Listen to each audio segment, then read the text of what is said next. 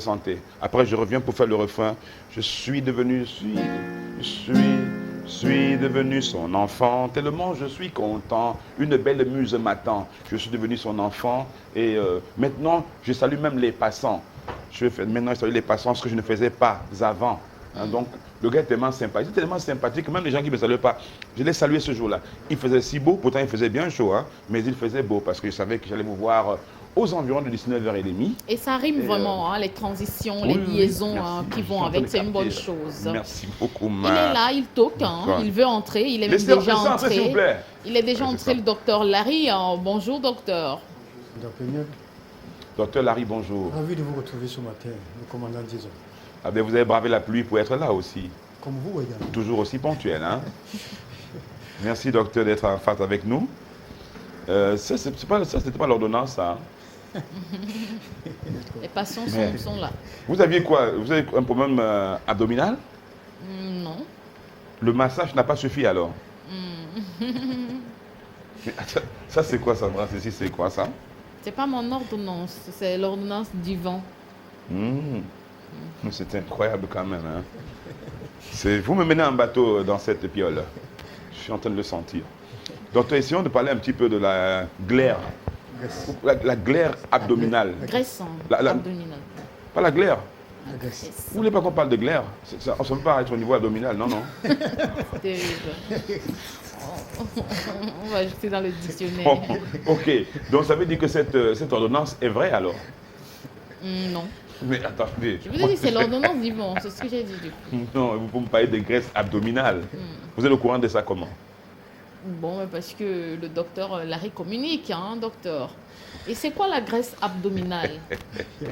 Voilà, il faut dire que la graisse abdominale, c'est cette graisse-là qui se localise plus précisément au niveau de l'abdomen. Bien sûr, elle peut être visible ou invisible. Déjà, il faut le savoir. Le plus souvent, c'est plutôt visible. Le plus souvent, voilà, le plus souvent, c'est plutôt visible. Voilà, parfois on appelle les bourrelets. Voilà. Oui, les bourrelets là, ça peut être ici, oui, ça peut être là. Il m'arrive souvent que ça commence à venir. Hein, voilà comment ça se présente. Voilà. Justement, la graisse abdominale. Voilà. Alors, la graisse abdominale, sur ces images, où se trouve précisément la graisse abdominale? C'est ça qui est en rouge. En rouge? Tout ce qui est en rouge, c'est ça la graisse. Bien évidemment.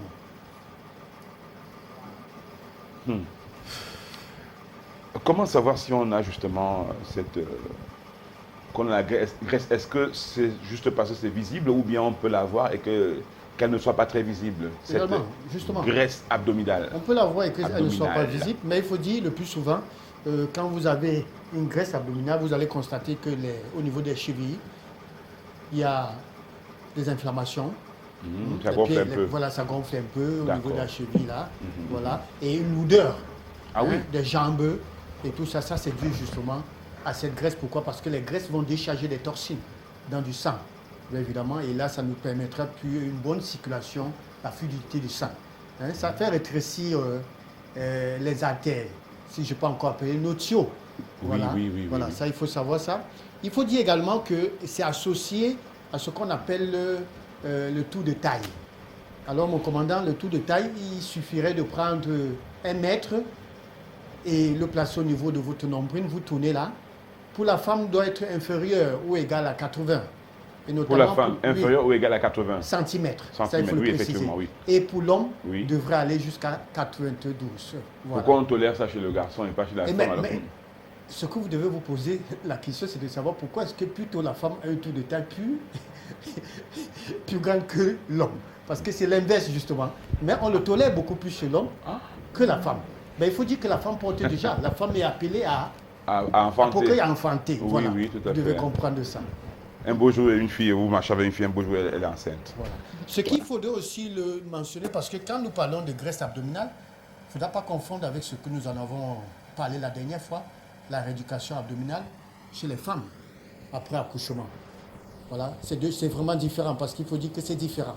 Alors, l'accouchement, la rééducation abdominale n'a rien à y voir avec une graisse abdominale parce que la rééducation, là, c'est dû à quoi? C'est l'enfant qui fait étirer les muscles de l'abdomen à cause du poids. Plus, 2e, 3e trimestre, ça descend. Quand ça descend, ça tire. Voilà pourquoi le ventre, on doit rééduquer. Mais ici, il s'agit bien évidemment d'une graisse. Et la graisse, il y a des facteurs, il y a des causes. Voilà. Qu'est-ce qui provoque cela? Voilà, ce qui provoque, il n'y a pas de choses. C'est la malbouffe. Il n'y a pas de choses. Des pilules aussi, oui, c'est vrai, ça fait partie des facteurs. Voilà, les pilules, ça fait partie des facteurs. Mais il faut dire que la cause principale, c'est la malbouffe. Trop de gras, trop de sucre, boissons gazeuses, on en consomme trop. Et quand vous avez déjà un sang gras, vraiment, il faudrait éviter du sucre. Il faut fuir, il faut même fuir à pleurer du sucre. Voilà. On peut avoir un sang gras et ne pas le savoir, je veux dire, bien sûr. Bien évidemment. Il y a des gens maigres, petits de corps mince comme moi là, qui font l'AVC, dû à une hypercholestérolémie, à cause du cholestérol. C'est pas forcément ceux qui sont... Voilà, parce que, justement, ça c'est important de le dire. Il y a des gens qui pensent que c'est quand on est costaud ou non. Il y a des gens qui sont costauds et qui peuvent ne pas faire l'AVC, ça dépend. Voilà. Une bonne hygiène de vie, mais quelqu'un mince qui fait l'AVC, il y en a. Et ça dû au cholestérol, avec d'autres facteurs. L'AVC, dans la graisse, il ne s'agit pas tout simplement des personnes qui ont une surcharge. Quand on parle de graisse abdominale, non, surtout pas. C'est chaud, hein? Où se trouve exactement la graisse abdominale? Voilà, il faut dire que la graisse abdominale, c'est ça je l'ai dit, au niveau, ça se voit, comme vous l'avez dit, mais au-delà de ça, nous avons ce qu'on appelle une graisse viscérale. Oui. Et ça, c'est plus toxique, c'est très dangereux. Ça, c'est les viscères qui sont... Voilà, oui. Et quand on parle des viscères, c'est les organes. Ah oui. Les graisses vont s'accumuler au niveau du foie, du pancréas, des reins, et ça, c'est très dangereux. Voilà justement ces graisses, on appelle ça des graisses invisibles. Pour nous, on ne le voit pas. Mais elles sont là. Elles sont là. Après, soit c'est une infarctus que vous faites sans avoir... Ça veut dire un beau jour, un AVC, un truc de ce genre. Justement. Vous dites, voilà, c'est... Dû justement à ces graisses-là. On peut mourir d'un petit truc comme ça, hein, Sandra. Ah non, mais c'est pas un petit truc, mon commandant. Enfin, je veux dire, on simplifie en fait. Hein. Ce n'est pas petit, c'est clair, mais bon, on peut dire... Juste pour ça, on n'imagine même pas. Souvent, on peut souffrir de ça à son insu. Voilà. Et du coup, on peut passer aussi parce qu'on ne sait pas. Et c'est pour ça que ça revient à connoter bien ce que nous avions évoqué ici en début de Cocorico. On parlait de l'ignorance. C'est important d'être informé. Alors, docteur, on a donné l'endroit de la situation corporelle de la... Comment dire des graisses, oui, abdominales. Maintenant, où se trouve... ou alors, on a posé la question peut-être sur la position. Parce que moi, je voulais demander autre chose. Il vient de répondre déjà. D'accord. Parce que je voulais demander quelles sont les maladies qui sont liées à l'excès de graisse abdominale. Parce qu'il faut rappeler aussi que ça provoque encore... C'est déjà une gangrène, mais elle provoque encore d'autres maladies. D'autres maladies. Et justement, il faudra commencer déjà par ce qu'on appelle l'hypertension artérielle. Le diabète, oui, ça c'est important de le dire, et ça va plus loin. Hein. Nous avons parlé tout à l'heure de l'infarctus, justement, à cause de ces graisses-là, vous pouvez faire l'infarctus, un arrêt cardiaque, ça il faut le savoir. Alors les maladies métaboliques, il y en a plusieurs, comme j'ai cité tantôt, le diabète, ça il faut le savoir, il faut faire très attention. Voilà donc les maladies. Et on va plus loin parce que, mon commandant, l'excès de graisse également peut perturber la fertilité. D'où, pour toutes ces femmes ou encore des hommes qui cherchent, parce que quand on parle de graisse abdominale, il ne s'agit pas des femmes, parce qu'il s'agit de tout le monde, hommes et femmes, bien évidemment. Ça également, l'excès de ces graisses-là peut justement vous soumettre à ces problèmes, ces troubles de reproduction. Ça, il faut le savoir. Et ça va plus loin avec ces problèmes érectiles. J'allais vous poser la question, justement, heureusement que vous... Voilà. Oui. En ce qui concerne les hommes, je veux dire, chez les hommes. Bien sûr. Mais chez la femme, beaucoup plus l'infertilité, à cause des graisses, l'excès de graisse abdominale. Et docteur Larry, en tant qu'Africain, comme on aime le rappeler, Bantou, souvent quand certains hommes ont le ventre arrondi, disent que c'est le ventre de l'argent, c'est la richesse, c'est le charisme. Et quand vous nous dites que c'est grave et qu'il y a une possibilité d'éliminer la graisse au niveau du ventre, on trouve ça un peu paradoxal. Le ventre d'argent, il faut qu'il soit bien arrondi, c'est ça qui démontre qu'on est une élite, on est aisé, quoi. Je ne voudrais surtout pas porter... Je n'ai rien contre tous ceux qui ont ce que j'appellerais le bidon. Je n'ai rien contre eux. Mais il faut dire que c'est une pathologie. C'est de ça que nous parlons ce matin. Je viens de vous donner les paramètres là. Il y a une valeur. Oui, faut qu'on pas. doit avoir. Voilà. Si vous êtes au-delà de cette valeur-là, excusez-moi. Redonnez-nous les tout valeurs, ça, docteur. Pour la femme, c'est combien de centimètres le tour de... Inférieur ou supérieur à 80 cm. Voilà. On se base sur quoi? Sur l'IMC? Non, vous Vous prenez un rappelez mètre. Inférieur ou inférieur pour la ou... couture, Oui. ces couturiers-là, vous le mettez au nombril, Vous vous êtes tournez, supérieur? Oui. ou égal. Supérieur ou égal. Donc, À 80 on prend le centimètres. mètre. Voilà. Vous Super. tournez là, Oui. vous le mettez au nombril. Ça vous fait 80. C'est chez la femme. Oui. Et chez l'homme, normalement, c'est 90. D'accord. Hein? Jusqu'à, voilà, 90, c'est bon. Si ça va au-delà, Au-delà, c'est déjà... Il y a un Roméo, vous souci. avez Il y a un le souci. mètre là-bas? il y a un souci. Il y a un souci. D'accord, mais il y a un mètre traditionnel, ça fait 1 mètre. Mais avec ma main, non, jusqu'où il est à votre taille. Voilà 1 mètre par exemple. Non, Voilà 2 mètres. C'est ce qu'on Est-ce que vous ça a marche dit. même? Est-ce que votre ex... On a l'habitude de faire ça. Votre ex Ça ne n'a pas marche servi à vous mentir. Ça ne marche pas. Ça ne marche pas? Ça ne marche pas. Ouais, moi j'ai passé tout le temps à faire ça. Docteur, c'est 1 son ex mètre. qui lui a appris des futilités comme ça. Ah bon? Moi, je vous assure, son ex, lui, il ne connaissait rien du tout. J'ai pas d'ex.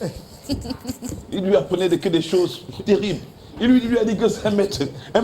C'est comme ça. Mais ça c'est 1 mètre. Je n'aime pas souvent dire ça, mais j'ai envie de dire le connard. Il lui a appris des choses pas possibles. Il lui dit 1 mètre, c'est comme ça. Et je vous dis, ce gars ne vous a rien appris de bon. Heureusement que je vous ai récupéré. Et que on Vous va se... m'avez lavé. Excusez-moi du peu, je referme la parenthèse. Mais le tour de rein donc de la Tout femme, ça pour cacher que vous avez un ventripotent. Oh. je le présente. Moi, Ah, le ventre. Oui, attendez-vous, regardez, mon Dieu. Allez-y, Ça Sandra. dépasse. Voilà 1 mètre. Elle est en train de me dire que je maigris du ventre, vous vous en rendez compte? Voilà, Avec 1 mètre, ça dépasse. C'est elle qui est en train de me donner la bouffe tout le temps. Et elle dit, ça ne dépasse pas, Sandra. dépasse 1 mètre. Excusez-moi, quoi, 1 mètre combien? Vous pouvez faire... 1 mètre 80. J'ai mon petit bidon, hein, Sandra. C'est mon petit bidon qui me suffit. Hein. Je ne veux pas en rajouter. Non, vous n'avez pas de bidon, vous avez un corps athlétique. Non, j'ai quand même Un corps d'athlète. un petit bidon que vous cultivez tous les jours. Donc c'est intéressant ce que vous dites. C'est pour ça que vous voyons, nous met un peu de sourire et de rire, Sandra et moi. Et donc la taille, pour revenir un petit peu à ce que vous disiez, pour la femme, inférieure ou égale à 80 cm. Et pour l'homme, 90. maximum. Voilà. Au-delà de toutes Au-delà ces de valeurs. ça veut dire que c'est le bidon. Ça, c'est un risque. C'est déjà les risques des pathologies dont nous avons évoqué tout à l'heure. Tout à fait. Voilà. Vous avez bien noté pour la femme inférieure ou égale à 80 cm et pour l'homme inférieur ou égal à 90 cm. Là, c'est tout à fait normal. Hein, vous pouvez aller jusque-là. Mais au-delà, c'est pas bon. D'accord. Et des conseils pour éliminer la graisse du ventre? Voilà, conseil pour éliminer, justement parce qu'il y a des gens qui pensent que éliminer les graisses du ventre, on ne doit pas faire du sport.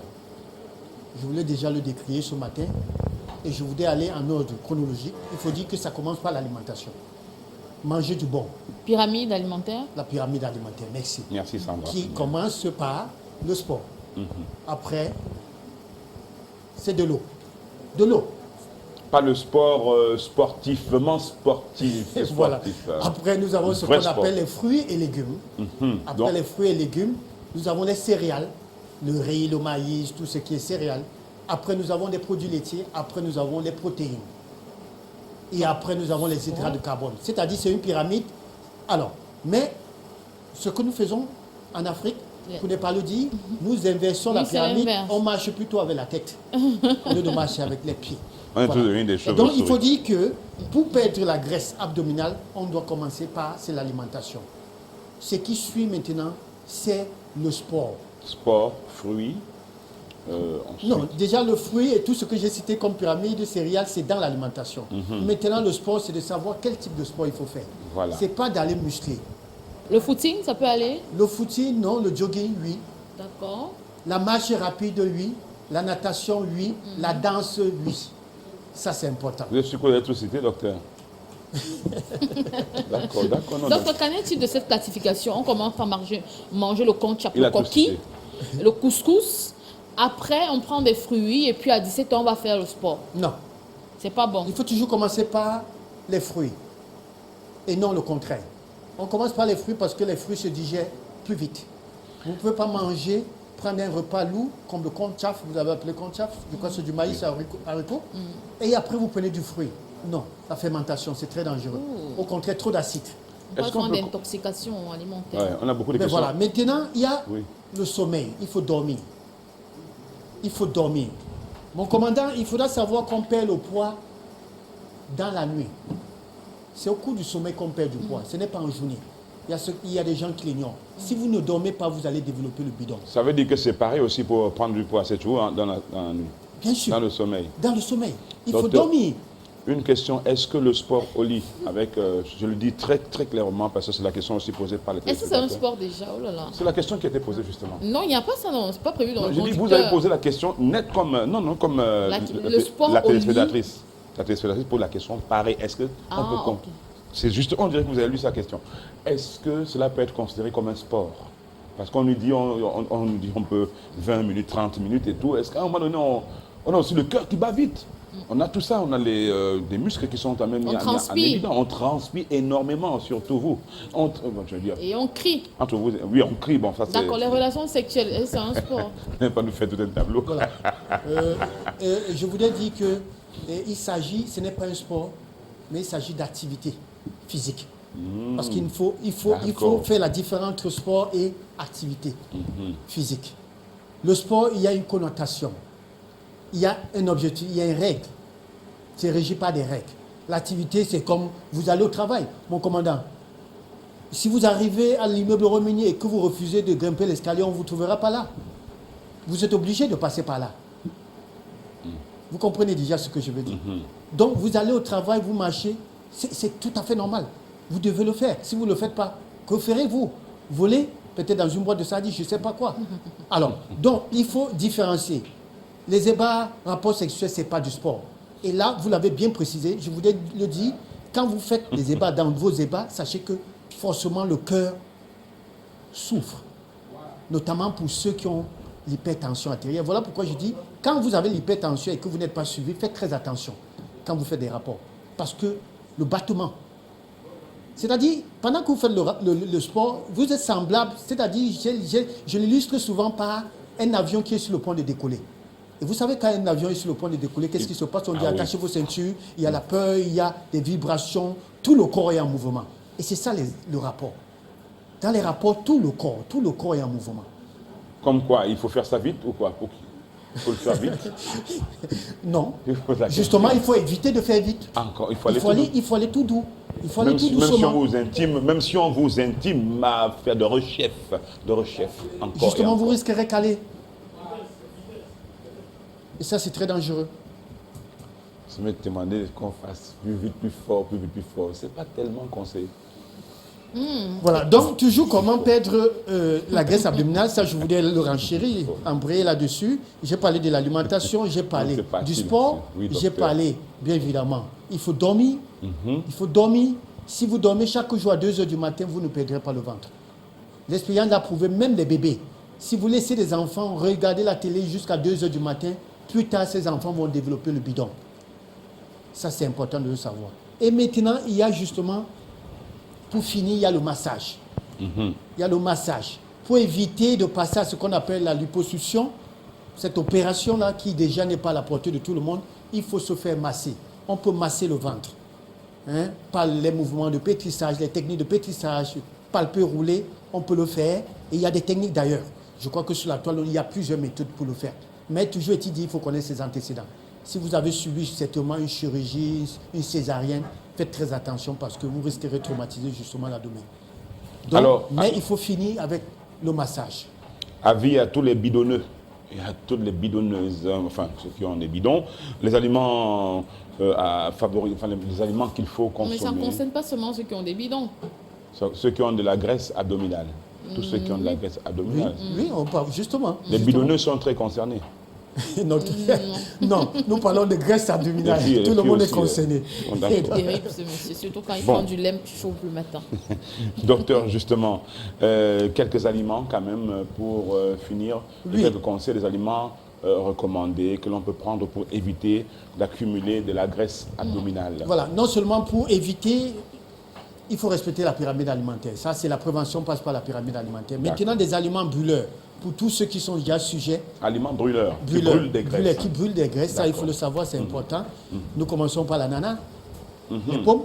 Quand je dis pommes, pommes de France. D'accord. Nous avons les France, mais on sait quand même qu'on fait ça en Afrique du Sud. Mais comment on appelle ça ça se cultive beaucoup en Afrique du Sud, mais c'est devenu voilà, pomme de France. Voilà, c'est bien devenu, envoyé. voilà, okay, même au Cameroun, non. Alors, c'est vrai qu'il faudrait dire les pommes et dire pommes de terre. Non, c'est vrai, dit pomme de France. Pomme Non, de on va pas France, comprendre. que les gens Pomme de France. comprennent mieux. Voilà.